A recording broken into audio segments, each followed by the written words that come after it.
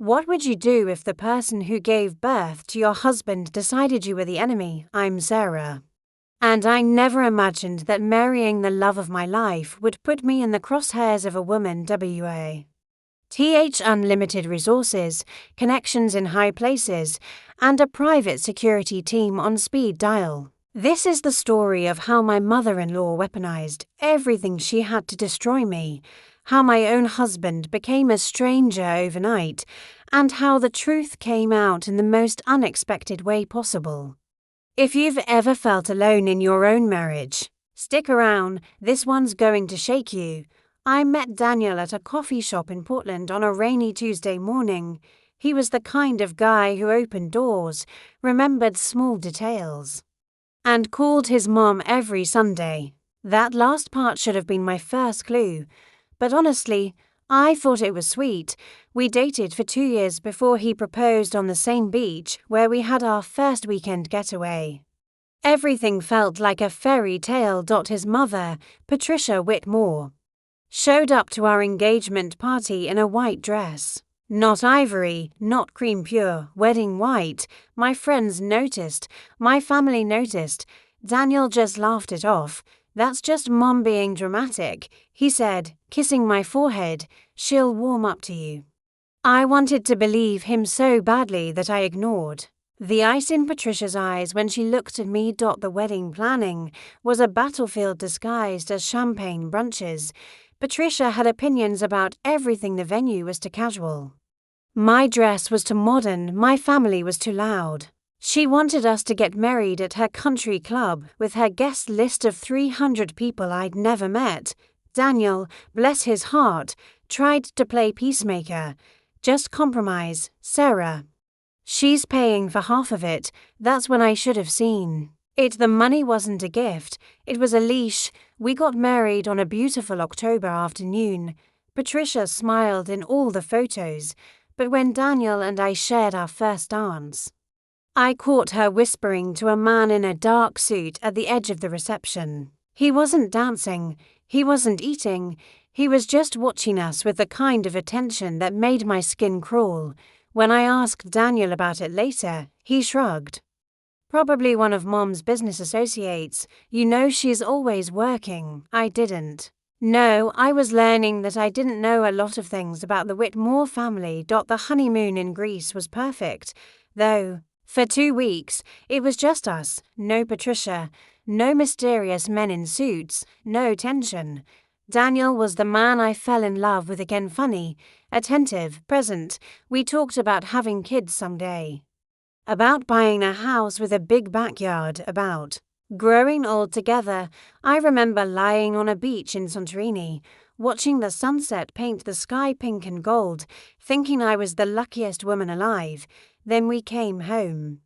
Patricia had a key to our apartment, Daniel's apartment, technically, that he'd owned before we met. She'd let herself in and freshened up the place while we were gone. New curtains, new throw pillows, a portrait of Daniel as a child hanging above our bed.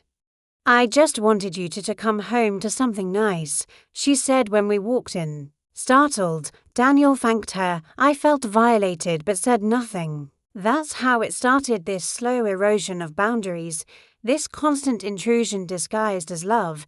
Within 3 months of marriage, Patricia was calling Daniel 5 times a day.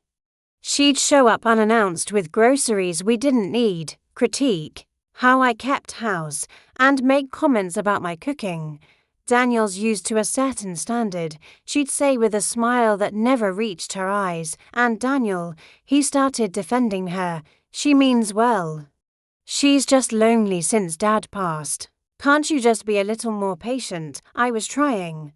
God, I was trying so hard. The trouble really started when I got pregnant. We'd been married 8 months, and while it wasn't planned, Daniel and I were thrilled. I expected Patricia to be excited about becoming a grandmother. Instead, she went silent. For 3 days, she didn't call, didn't text, didn't show up. Daniel was worried sick. That's not like her, he kept saying, checking his phone obsessively when she finally invited. US over for dinner. I thought maybe she just needed time to process the news. I was so naive. We arrived at her mansion in the West Hills, yes. A literal mansion with gates and a circular driveway, and she was waiting with what she called a small gathering, 20 people. All Whitmores and their closest friends, no. One from my side. Not even a heads up that this was happening. Patricia stood up with a champagne glass and made a toast to my son Daniel, who's about to embark on the greatest journey of his life, fatherhood. I just pray he's ready for this responsibility. The way she said it, looking directly at me, made it clear who she thought was the irresponsible one. People laughed awkwardly. Daniel squeezed my hand under the table but said nothing. He never said anything. After dinner, Patricia cornered me in her library. This wasn't the warm, concerned grandmother-to-be conversation I'd hoped for. You need to understand something, Sarah, she said, closing the door behind us. The Whitmore name means something in this city. We have a reputation, connections, a legacy. I won't have you embarrass this family. I was stunned. Embarrass? We're having a baby. Your grandchild. She smiled that cold smile again. Exactly. My grandchild. Don't forget that. Things escalated quickly after that night. Patricia started making comments about my fitness, my nutrition, my stress levels. She'd send Daniel articles about pregnancy complications with women who had my risk factors. Wait. Those were, she scheduled doctor appointments without consulting me and would show up expecting to be let into the examination room. When I asked Daniel to talk to her, he got defensive. She's just worried about the baby. Our baby. Why are you being so difficult? The baby became hers in every conversation. My grandson needs. When my grandson arrives, I'd correct her. Sometimes we didn't know the gender yet, but she'd just smile knowingly. It was like I was just the incubator for her do-over child. Daniel started parroting her concerns.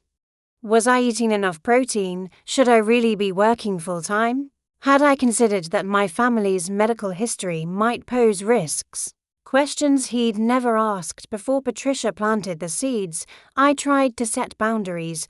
I told Daniel we needed to limit Patricia's involvement, that I felt suffocated, that this was our family, not hers. He looked at me like I'd suggested we abandon his mother on the street. She lost my dad. This baby is giving her something to live for. How can you be so selfish? That word selfish became his favorite weapon. Every boundary I tried to set was selfish. Every feeling I expressed was selfish.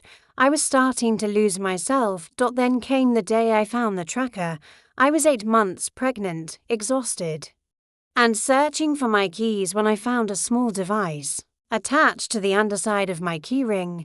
It was about the size of a quarter, sleek and black. At first, I thought it was some kind of promotional item, but when I looked closer, I saw the tiny LED light blinking. My hand started shaking. I Googled it. GPS tracker. Professional grade. I confronted Daniel that night, holding the device out like evidence in a trial. Where did this come from? He barely looked at it. I have no idea. Maybe it came with the keys when you bought them. I'd had that key ring for 5 years. Daniel, someone put a tracker on my keys. Someone's been following me. He sighed, that exasperated sigh I'd grown to hate. Sarah, you're being paranoid. The pregnancy hormones are really getting to you. Hurt, he took the tracker and threw it in the trash. Their problem solved. Can we please just have a normal evening? But I couldn't let it go. I started noticing things. A black SUV that seemed to be parked on our street often. The same man in different places outside my work, at the grocery store, at my prenatal yoga class. When I mentioned it to Daniel, he suggested I talk to my therapist about anxiety. When I mentioned it to Patricia during one of her unannounced visits, she looked concerned and said, Pregnancy can do strange things to a woman's mind. You should rest more. I gave birth to a healthy baby boy on a snowy January morning. Lucas Daniel Whitmore came into the world screaming, and I fell in love instantly. For about 6 hours, everything was perfect. Daniel cried happy tears, held our son with such tenderness, and told me I was amazing. Then Patricia arrived. She swept into the hospital room like she owned the place, which honestly, given the Whitmore wing we were in, maybe she did. She took Lucas from Daniel's arms without asking, and didn't give him back for an hour. She criticized everything the hospital I'd chosen, the fact that I'd had an epidural, that I looked tired. You need to think about the baby now, not your comfort, she said when I asked the nurse for pain medication. Patricia had arranged for a night nurse, a nanny, and a lactation consultant, all from her vetted list of professionals who'd worked for important families. I hadn't agreed to any of it. When I protested, Daniel sided with her. Mom's just trying to help. She's been through this. Let her support us. But it didn't feel like support. It felt like a takeover. The first week home was a nightmare. The night nurse Patricia hired reported everything to her: how often Lucas ate, how long I slept, whether I was bonding appropriately. Patricia would call Daniel with concerns, and he'd come to me like I was under investigation. Mom says, "You're not producing enough milk. Should we supplement? Mom says you seem detached. Are you experiencing postpartum depression?" Every moment of my new motherhood was being monitored and judged. I was exhausted, hormonal, and trying to figure out how to keep a tiny human alive, and I couldn't do it without an audience. Patricia had her own key to our apartment now. Daniel had given it to her for emergencies. She'd show up at 6 in the morning, let herself in, and take over. She'd critique how I dressed Lucas, how I held him, how I talked to him. That's not how we do things in this family. Became her CATCHPHRASE. One morning, I snapped. Patricia let herself in while I was breastfeeding Lucas in my pajamas. Exhausted from being up all night, she started rearranging my kitchen cabinets, talking about how disorganized I was. I asked her to leave. She refused. I insisted. She called Daniel at work, crying, saying I'd been hostile and unstable. He came home early, furious with me. "What is wrong with you? She's trying to help, and you attack her." That's when I realized I was losing the battle. Every time I stood up for myself, I became the villain. Every boundary I tried to set was proof I was ungrateful or unstable or a bad mother. Patricia was rewriting reality, and Daniel was buying every word of it. I felt like I was drowning, and the person I thought would save me was holding my head underwater. I started documenting everything. I wrote down every interaction with Patricia, every conversation with Daniel, every time I felt gaslight or dismissed. I took screenshots of the excessive calls and texts from Patricia. I saved the invasive emails she sent about my parenting. I didn't know what I'd do with this evidence, but I needed to know I wasn't crazy. I needed proof that this wasn't normal. Then Patricia crossed a line even I didn't see coming.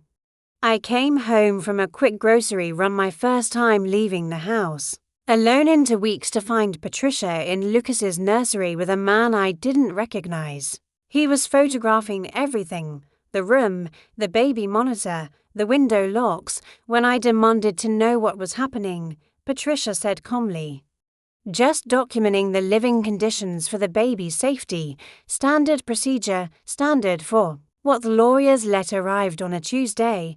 Daniel brought it in from the mailbox, his face pale.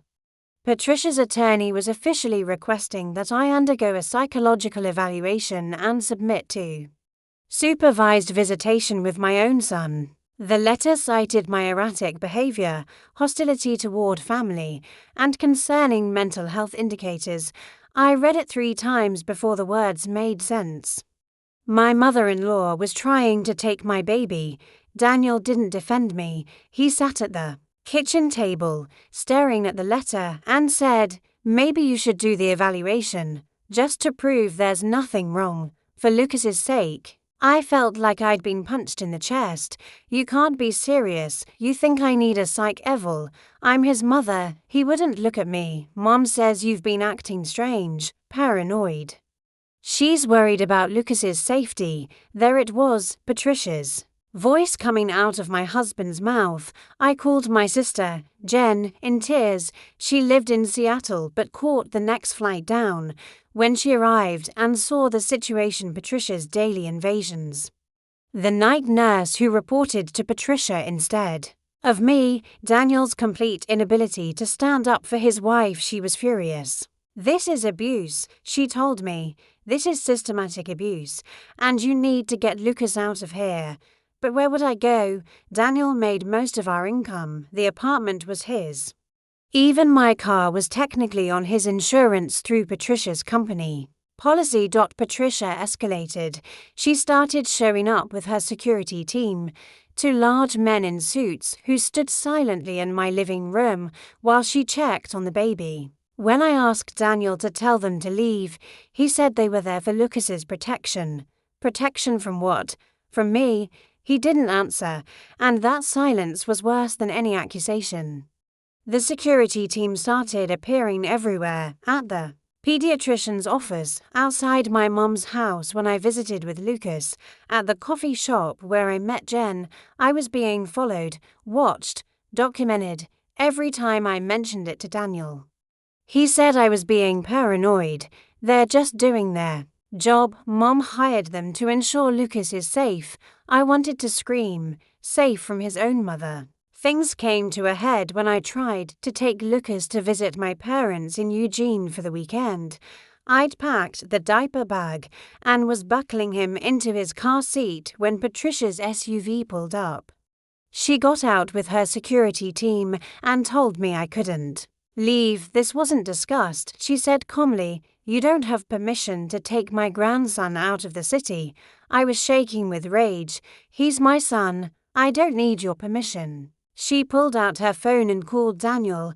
I could hear him on speaker. "Sarah, where are you going with Lucas?" Like I was a kidnapper. "To my parents' house, like I told you yesterday." But apparently, Patricia had convinced him I was unstable, that I might not come back, that Lucas was at risk. "I think you should stay home," Daniel said, "just until we figure some things out." I looked at Patricia's smug face and realized I'd lost my husband completely.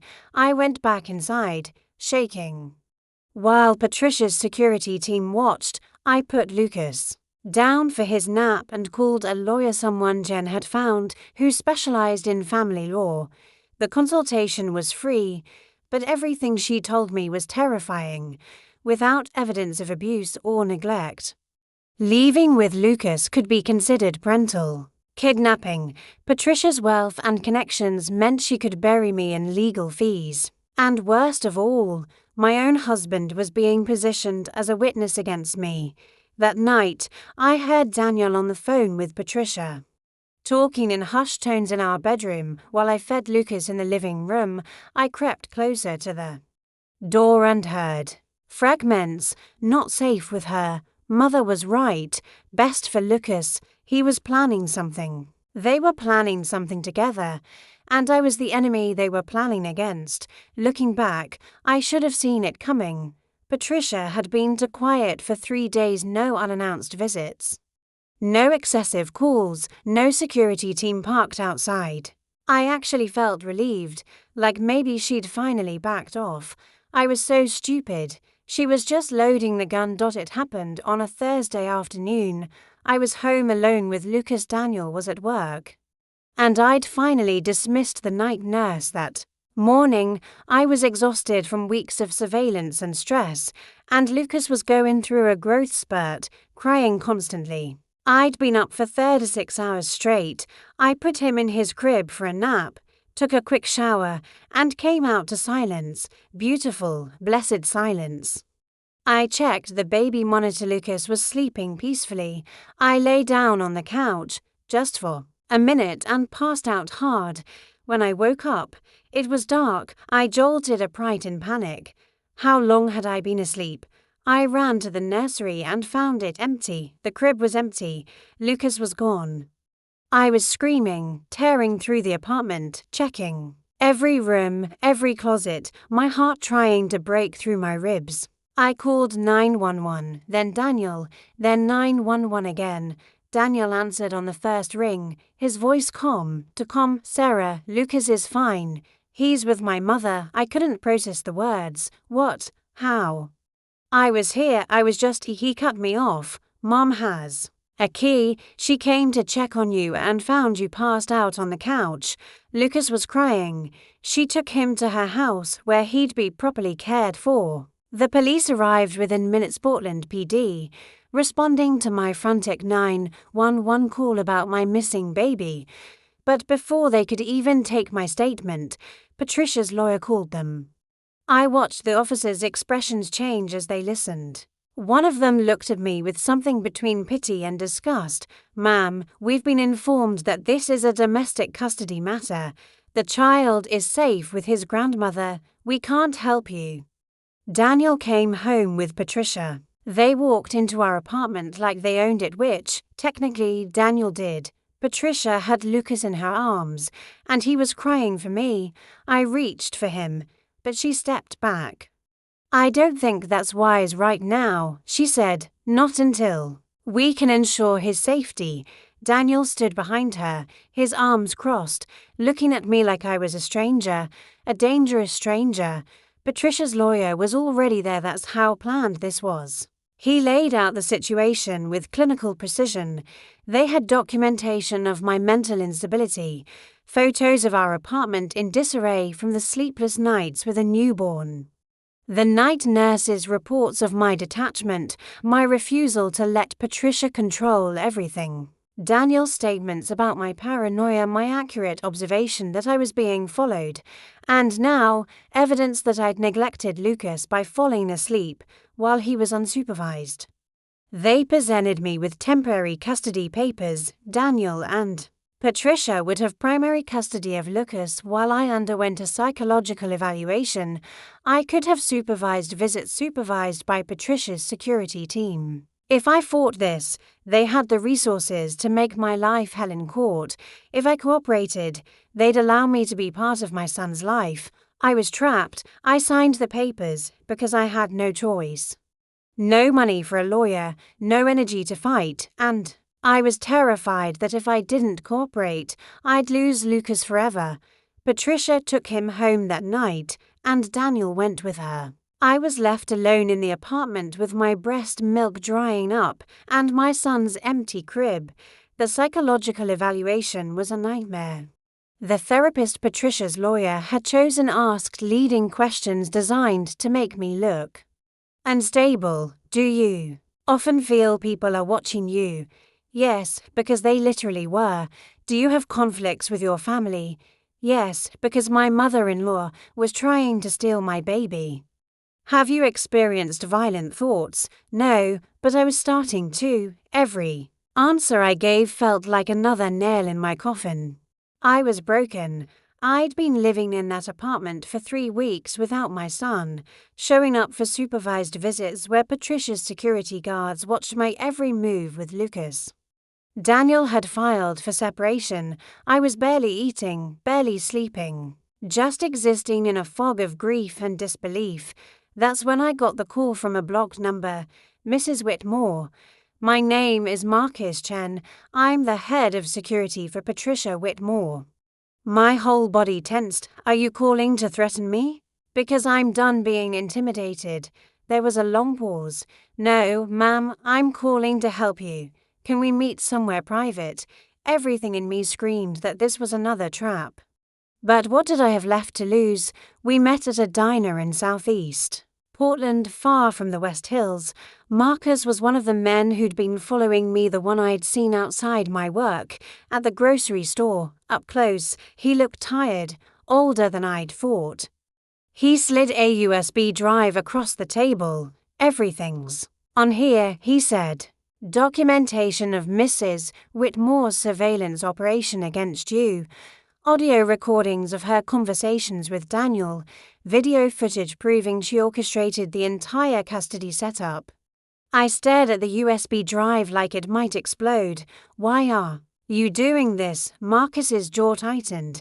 Because I have a daughter your age, and what Patricia Whitmore has done to you is criminal. I've worked in security for 20 years, and I've never seen someone weaponize my profession like this. She didn't hire us to protect anyone. She hired us to destroy you.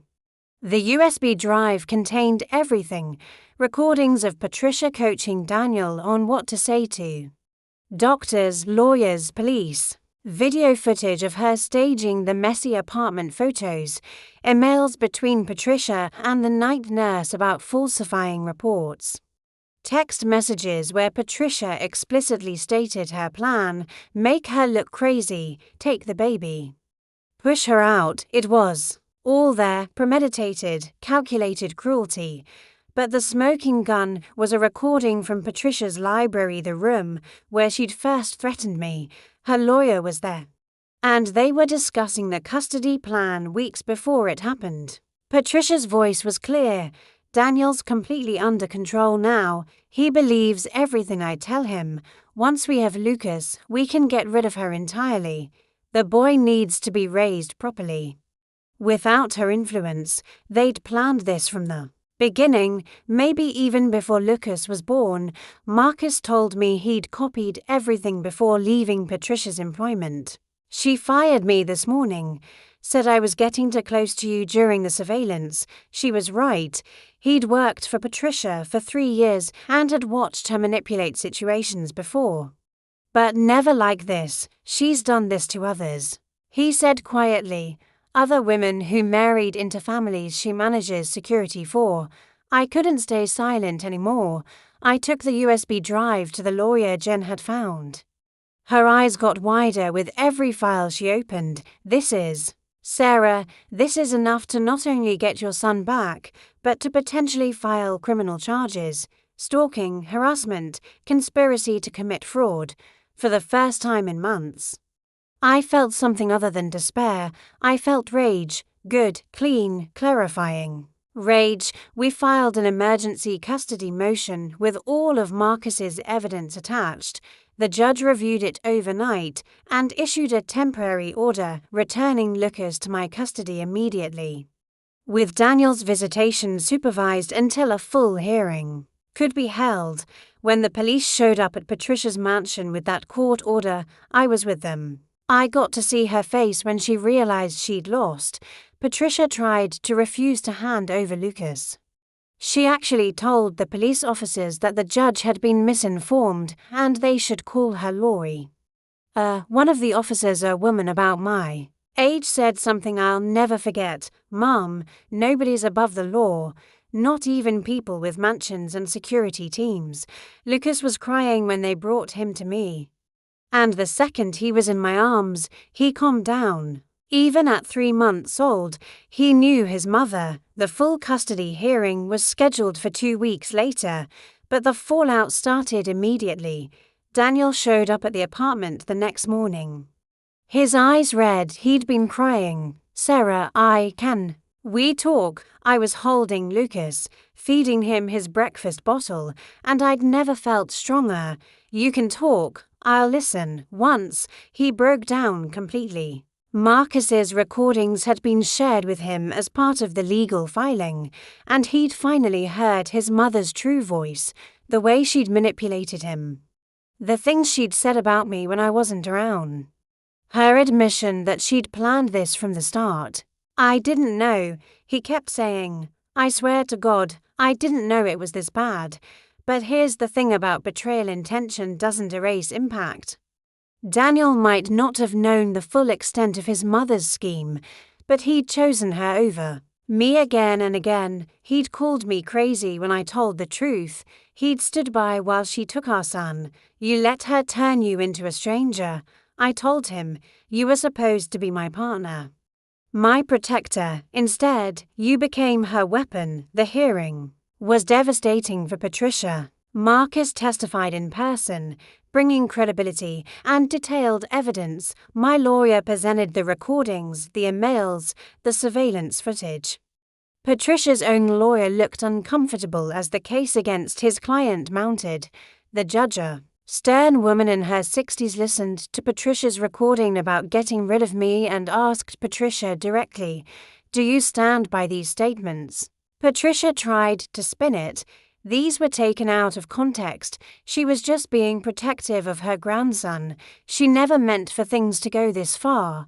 But the judge wasn't buying it. "Mrs. Whitmore, you coordinated a systematic campaign to separate a child from his mother using false pretenses, surveillance, and manipulation.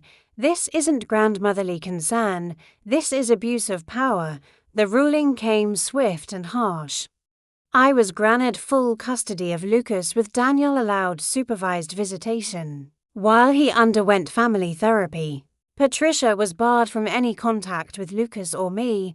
A restraining order was issued, and the judge referred the case to the district attorney's office for potential criminal charges. Patricia Whitmore, the woman who thought she was untouchable, was facing real consequences, but the courtroom drama wasn't the most important revelation that day. After the hearing, Daniel asked if we could talk privately. We sat in a conference room while Jen watched Lucas in the hallway. Daniel looked broken, but there was something else in his eyes now. Clarity, maybe, or shame. "My mother did this to my father," he said quietly. "I didn't understand at first. His father had died when Daniel was in college, a heart attack. He'd always said, before he died, they were getting divorced." Daniel continued, "Mom never told anyone. She'd been controlling him for years, isolating him from friends, monitoring everything he did. When he finally tried to leave, she destroyed him, his business, reputation, his health, everything." He died 6 months into their separation. I always blamed the stress of the divorce, but now he was wondering if Patricia had done more than just stress his father out, if her control had been more sinister than anyone realized. "I became just like him," Daniel said, tears streaming down his face. "I let her control me. I chose her over you. I helped her do to you what she did to him." It was the first real accountability I'd heard from him in months, but it wasn't enough. It couldn't be enough. "I don't know if I can forgive you," I told him honestly. "You watched her take our son. You called me crazy when I was telling the truth. You stood there while she weaponized everything against me." He nodded, accepting it. "I know I don't deserve forgiveness. I just wanted you to know that I see it now, all of it, and I'm so sorry." 6 months have passed since the hearing. Patricia is facing multiple charges including stalking, harassment, and conspiracy to commit fraud. Her lawyer cut a deal. She's on house arrest, underwent a psychiatric evaluation herself, and has been ordered to stay away from me and Lucas for a minimum of 5 years. The district attorney is considering additional charges. Turns out Marcus wasn't the only one with stories about Patricia's manipulations. Daniel and I are divorced. It wasn't easy, but it was necessary. He's been in therapy, working through decades of his mother's psychological abuse, and I can see he's trying. He has supervised visitation with Lucas every Saturday, and slowly, very slowly, he's becoming the father our son deserves. We're not friends, but we're civil. For Lucas, we're learning to co-parent without Patricia's poison between us. The most surprising development came from Marcus after his testimony. 3 other women came forward, former daughters-in-law of Patricia's wealthy clients. She'd helped orchestrate similar custody battles, always positioning herself as the protective grandmother or family friend while systematically destroying these women's credibility. Marcus's evidence opened the floodgates. There's now a civil lawsuit against Patricia with 8 plaintiffs. She's losing everything: her reputation, her security business, her control. I've moved to a new apartment closer to my family. Lucas is thriving. He's 8 months old now, crawling everywhere. laughing at everything. He doesn't remember those dark months when he was pulled away from me. That's the one mercy in all of this. My son won't carry those memories. I carry them for both of us. I've started a support group for women who've experienced parental alienation and custody manipulation. We meet twice a month. And it's grown from just me and to other women to over 30 members. We share stories, resources, legal advice. We remind each other that we're not crazy, we're not alone, and we're not defined by the people who tried to destroy us. Some of these women are still fighting their battles. I try to give them hope by showing them that it's possible to win. My relationship with Daniel is complicated and probably always will be. He sent me a long letter last month, detailing everything he remembers about his mother's manipulation, not just of me, but of him from childhood. How she isolated him from friends she didn't approve of, how she sabotaged relationships before me, how she made him believe that her love was conditional on his complete obedience. He's broken free now, but the damage is profound. I hope he heals for his own sake, and for Lucas's. Patricia tried to contact me once through a third party, wanting to apologize and meet Lucas. I declined. Some bridges, once burned, shouldn't be rebuilt. My son will know his grandmother's story when he's old enough to understand it, not from her perspective, but from the truth. He'll know that family isn't about blood or obligation. It's about love, respect, and protection, things Patricia never understood. I'm not the same person I was 2 years ago when I married Daniel on that October afternoon. That Sarah was naive, eager to please, willing to compromise her boundaries to keep peace. This Sarah knows that peace without dignity isn't worth having. This Sarah trusts her instincts. This Sarah fights back. I didn't ask for this battle, but I won it, and maybe that's the lesson in all of this. If you're going through something similar, if someone with power and resources is trying to make you doubt your own reality, if your partner has been turned against you, if you feel alone in your own family, please hear this. You're not crazy. Document everything. Find your Marcus, your ally in an unexpected place. Trust yourself even when everyone else tells you you're wrong. And most importantly, know that people like Patricia only win if you give up. Lucas is calling for me now. He's learned to say mama and uses it liberally. I'm going to go pick up my son in my own home with no one watching or judging or documenting. That's my victory. Not the court ruling or Patricia's downfall or even Daniel's apologies.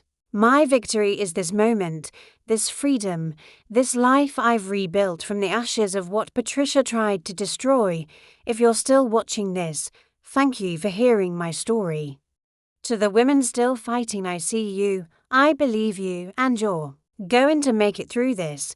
And to anyone thinking of using their power to control and manipulate others, remember that the truth always comes out. Always. Sometimes it takes a while. Sometimes it comes from the most unexpected sources. But it comes, and when it does, no amount of money or security teams or manipulation can stop it. Sarah continues to advocate for parental rights and maintains primary custody of Lucas. Daniel has progressed from supervised to standard visitation. Patricia's trial for the criminal charges is pending. Marcus Chen now works as an independent consultant helping victims of domestic surveillance. This story, while difficult, serves as a reminder that even in our darkest moments, truth and justice can prevail.